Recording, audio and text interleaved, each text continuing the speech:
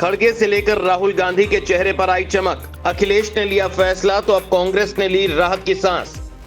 2024 में बीजेपी को दिल्ली जाने से रोकने के लिए अखिलेश ने बड़ा दिल दिखाया। इंडिया की एकता के लिए एक कदम उठाने का दिया संकेत।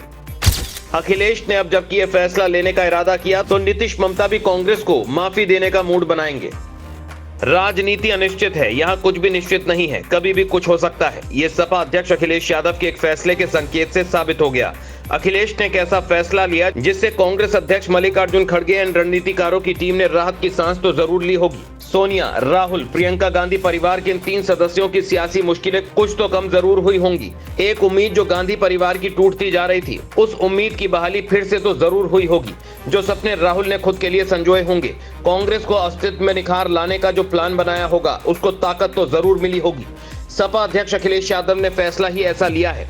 उस फैसले से जुड़ा उन्होंने संकेत दिया तो इंडिया में एक तरह से खुशी तो आई होगी। साल 2024 लोकसभा चुनाव को लेकर तैयार विपक्षी एकजुटता पर लगातार सवाल उठ रहे हैं। दावा करने वाले दावा कर रहे हैं कि हाल ही में हुए 5 राज्यों के चुनाव के बाद इंडिया गठबंधन में फूट पड़ती जा रही है। इसी फूट की वजह से राज्यों के नतीजे आने के तुरंत बाद कांग्रेस की ओर से बुलाई गई इंडिया गठबंधन की बैठक से सभी दलों ने दूरी बना ली थी। ऐन मौके पर बैठक को कैंसिल कर दिया गया। अब इस बैठक के लिए एक नई तारीख तय कर दी गई है। इंडिया गठबंधन की अगली बैठक 19 दिसंबर को दिल्ली में होगी। लेकिन बैठक से पहले सवाल उठने लगे कि क्या सपा मुखिया अखिलेश यादव इस बैठक में हिस्सा लेंगे या नहीं।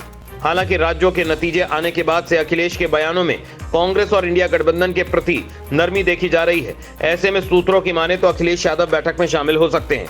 सपा अध्यक्ष अखिलेश यादव से जब इंडिया गठबंधन को लेकर सवाल पूछा गया तो अखिलेश ने तपाक से जवाब दिया, इंडिया गठबंधन होगा। ये जो राज्यों के परिणाम आए हैं, इससे इंडिया गठबंधन और ज्यादा मजबूत होगा। इसके साथ ही अखिलेश यादव ने यह भी कहा कि हमने नारा दिया है कि सभी दल साथ आएं, खासकर जो सपा गठबंधन के साथ पहले थे। उन्होंने कहा कि गठबंधन 80 हराव का नारा देगा, 80 हारने पर ही बीजेपी हटेगी। बीजेपी के हटने के बाद ही देश खुशहाली के रास्ते पर जाएगा। कांग्रेस के प्रति नर्म रुख रखने के बाद भी मध्य प्रदेश विधानसभा चुनाव में एक भी सीट कांग्रेस द्वारा न दिए जाने का मलाल अभी भी अखिलेश यादव के मन में है। उन्होंने अपने एक बयान में कहा कि जिस तरह का परिणाम राज्यों में आया है वो बीजेपी के लिए चिंता का विषय है, क्योंकि जनता ने परिवर्तन के लिए वोट दिया है। राजस्थान, छत्तीसगढ़ और तेलंगाना में सत्ताधारी पार्टी चली गई।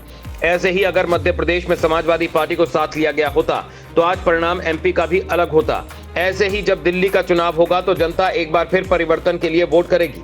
वहीं 19 दिसंबर को होने वाली इंडिया गठबंधन की बैठक में सपा मुखिया अखिलेश यादव जाएंगे या नहीं, इसको लेकर कुछ भी कहना जल्दबाजी होगी।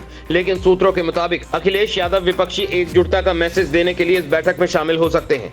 ये बैठक 5 राज्यों के आए नतीजे के बाद होने जा रही है। कहा तो ये भी जा रहा है कि अगर अखिलेश नहीं जाते हैं तो भी सपा इस बैठक में हिस्सा लेगी। सपा की ओर से प्रोफेसर रामगोपाल यादव या शिवपाल यादव भी शामिल हो सकते हैं। उधर कांग्रेस आलाकमान ने भी एक सकारात्मक संदेश दिया। मध्य प्रदेश के प्रदेश अध्यक्ष पद से कमलनाथ को हटा दिया। कमलनाथ के हटने के बाद ये बात तय भी हो गई है। अब लोकसभा चुनाव में सपा इंडिया गठबंधन में रहकर कांग्रेस के साथ चुनाव लड़ेगी।